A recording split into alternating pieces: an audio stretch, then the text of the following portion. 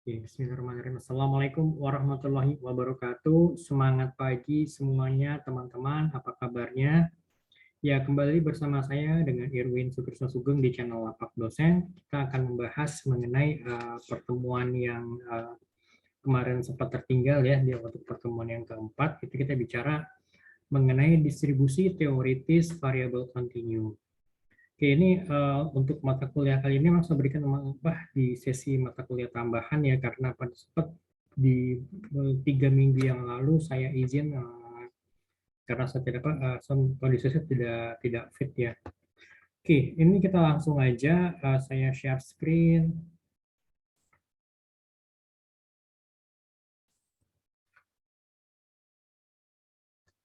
Oke, untuk pertemuan keempat ini kita membahas tadi ya untuk distribusi teoritis variabel kontinu. Nah, kita akan membahas itu detailnya lebih kepada nilai harapan atau mean atau rata-rata dan juga variance distribusi kontinu.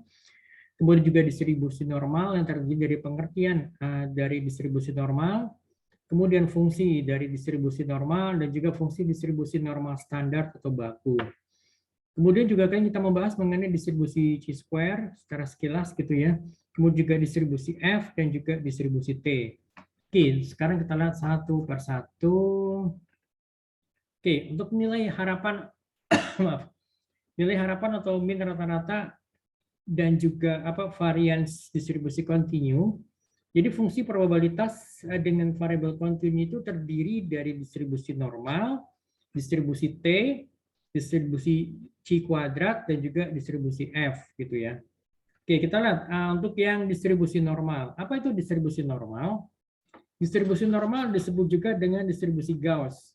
Yaitu apa? Yaitu untuk menghormati Carl Gauss yang hidup dari tahun 1777 sampai dengan tahun 1855, di mana dia sudah berhasil mendapatkan persamaan dari studi mengenai kesalahan-kesalahan dalam pengukuran yang sifatnya berulang-ulang terhadap benda yang sama. Distribusi normal itu ditentukan oleh dua parameter, yaitu U dan juga sigma kuadrat gitu ya. Ini sebetulnya dengan sigma ya. Oke, kemudian distribusi normal itu merupakan distribusi teoritis dari variabel random yang sifatnya kontinu, distribusi yang simetris, dan mempunyai bentuk seperti genta atau bentuk seperti lonceng gitu ya. Kalau kamu misalnya bisa ngebayangin tuh lonceng bentuknya seperti apa ya, itu mirip seperti itu gitu loh. Grafik untuk distribusi normal gitu loh. Oke, kemudian fungsi dari distribusi normal. Kita bisa lihat dari ciri-cirinya itu kurvanya itu membentuk garis lengkung yang halus dan berbentuk seperti seperti genta atau lonceng. Kemudian yang kedua simetris terhadap rata-rata U. Kemudian kedua ujungnya atau ekornya itu semakin mendekati sumbu X gitu kan ya. Tetapi tidak pernah memotong sumbu X. Jadi tidak akan pernah berpotongan, tapi hanya mendekati sumbu X pada kedua ujung gentanya itu, garis gentanya gitu kan. Lalu yang keempat itu jarak titik belok kurva tersebut dengan sumbu simetrisnya sama dengan sigma. Nah, untuk luas daerah di bawah lengkungan kurva normal itu dari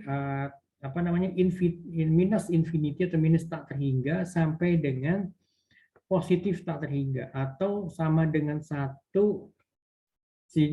sama dengan 1 atau 100% gitu kan ya.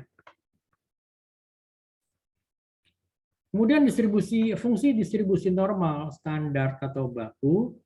Kurva normal standar itu adalah kurva normal yang sudah diubah menjadi distribusi nilai Z, di mana distribusi tersebut akan mempunyai U sama dengan 0 dan standar deviasi standar deviasi sigma sama dengan 1. Nah, kita lihat rumus ini variabel normal standar Z itu adalah nilai random rata-rata variabel random dibagi variabel standar deviasi variabel random atau Z sama dengan X dikurang U dibagi sigma. Nah, kemudian kurva distribusi normal kontinu dibuat sedemikian rupa sehingga luas daerah di bawah kurva itu yang dibatasi oleh X sama dengan X1 dan X sama dengan X2 sama dengan peluang bahwa variabel acak X itu mengambil nilai antara X sama dengan X1 dan juga X sama dengan X2. Jadi kurva normal daerah P, yaitu di mana tuh X itu sama dengan kurang dari X1 dan lebih dari X2 gitu kan ya. Yaitu total nilai di antara X1 sampai dengan X2 dinyatakan oleh daerah yang diarsir. Nah, jadi ada daerah arsirnya di bawah kurvanya itu. Jadi untuk mengetahui berbagai luas di bawah kurva normal standar, digunakan tabel luas kurva normal standar. Jadi ada tabelnya, gitu kan. Sebagai contoh seperti ini. Jadi ini yang dimaksud dengan bentuknya itu seperti genta atau lonceng, di mana kedua ujung garisnya itu mendekati sumbu X. Sumbu X adalah ini ya, sumbu yang horizontal, gitu kan. Tapi dia tidak pernah berpotongan, dia hanya mendekati kepada sumbu X pada kedua ujungnya, gitu kan. Nah, misalkan segini, nilai P itu dalam kurung minus 0,68, di mana, nilai P di mana Z itu sama dengan atau kurang dari atau sama dengan minus 0,068 sampai dengan sama dengan 0 gitu ya, atau kurang dari 0. Nanti di mana L 0 itu luasnya itu sama dengan minus 0,68, itu sama dengan L 0,68 itu adalah 0,257. Demikian juga pertunjukan seperti ini adalah dilihat dari luas kurvanya ini yang bisa dilihat pada tabel luas kurva normal standar gitu kan. Oke, kemudian misalkan gini, kalau kita ingin membaca tabel distribusi normal standar, contohnya misalnya gini, Z sama dengan 1,96, maka P-nya itu, jadi nilainya itu nilai di mana Z itu sama dengan kurang dari 0 atau kurang dari, nilai itu berkisar antara 0 sampai dengan 1,96 gitu ya. Jadi di sini nilai itu adalah 0,4750. Ini dilihat dari tabelnya gitu kan. Oke, kemudian kita lihat di sini pada contoh kasusnya. Dari hasil pengamatan terhadap buah jeruk yang dipanen dari kebun Elf yang menunjukkan bahwa rata-rata diameter buah jeruk di kebun tersebut sama dengan 100 mm dengan standar deviasi 15 mm.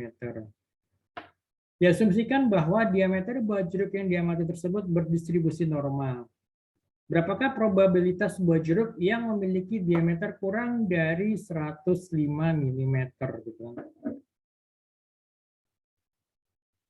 Berarti kan diketahui U-nya itu adalah 100, seharusnya dari sini kan, diameter buah jeruknya 100 mm, kemudian standar deviasi itu adalah 15 mm.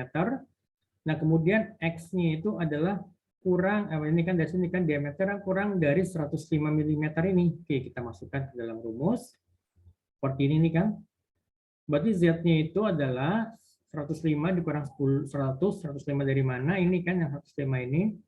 Diameternya kurang dari 105 dikurang 100 mm, rata-ratanya itu kemudian dibagi dengan ini kan jumlah standar deviasi yang 15 mm sama dengan Z itu adalah 0,33. Nah, kemudian Z tabelnya itu adalah kalau nilainya 0,33, Z tabel adalah 0,1293. Nah, kemudian ini kan sini adalah kita lihat ya, 0,5 dari mana kan, dari 0,5 ditambah, berarti Z tabel sama dengan 0,5 ditambah 0,1293 itu sama dengan 62,93%. Nah, 0,5 dari mana? Dari sini nih gitu loh.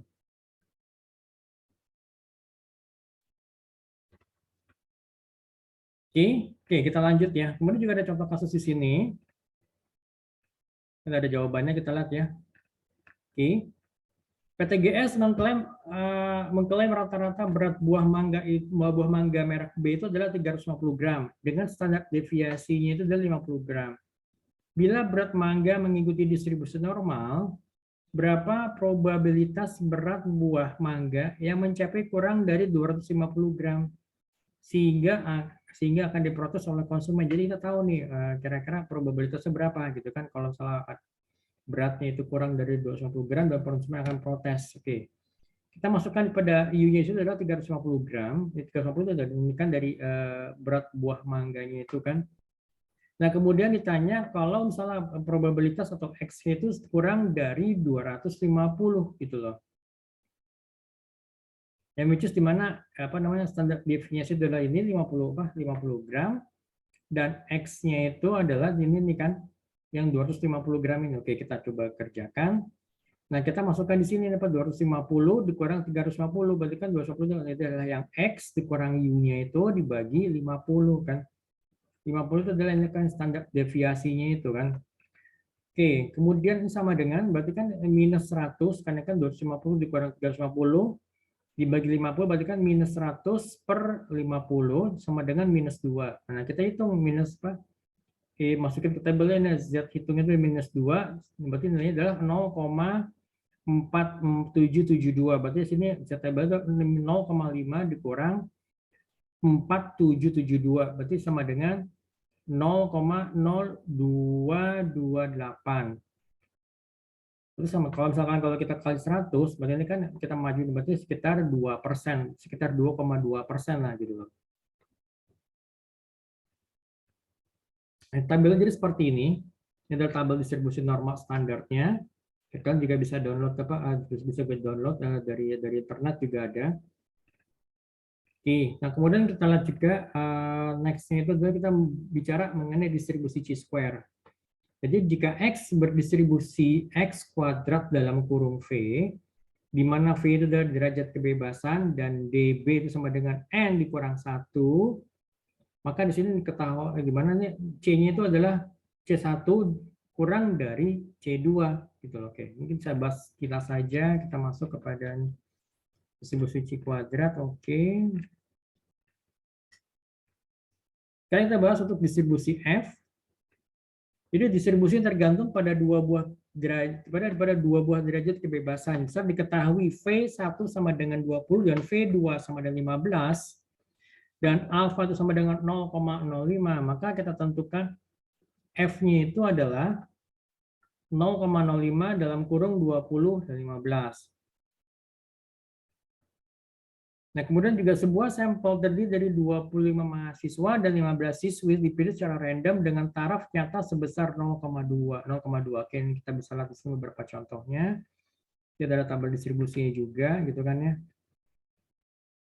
Oke, kemudian untuk yang distribusi T, bila X dan S kuadrat masing-masing itu adalah nilai tengah dan ragam suatu contoh acak berukuran N yang diambil dari suatu populasi normal dengan nilai tengah U dan ragam itu adalah sigma kuadrat, maka T-nya itu adalah sama dengan X minus U dibagi S per N akar N gitu loh. Ini merupakan sebuah nilai perubahan acak T yang mempunyai distribusi T dengan V itu sama dengan N minus 1 derajat bebas gitu kan.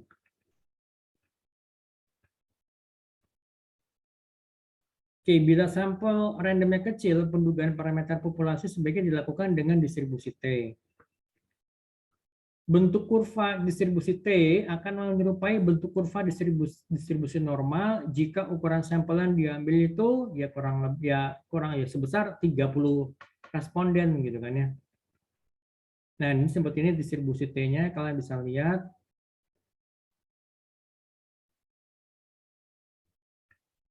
Nah, jika misalnya N sama dengan 3 dan batas keyakinan itu ada di atas keyakinan atasnya sebesar 0,025, maka tentukan T-nya ini. T-nya itu adalah menjadikan V itu sama dengan N minus 1, berarti kan N-nya itu kan ini 3 dikurang sama dengan 2 derajat bebas. Nah, kemudian alfa itu adalah 0,025, maka T-nya itu adalah nilainya 4,303. Dari mana? Dari tabel. Nah, kemudian suatu variabel random yang terdiri dari 10 mahasiswa mempunyai distribusi T dengan min-nya itu 112 dan standar deviasi itu sebesar 11. Berapakah probabilitas akan mempunyai nilai lebih besar dari 120?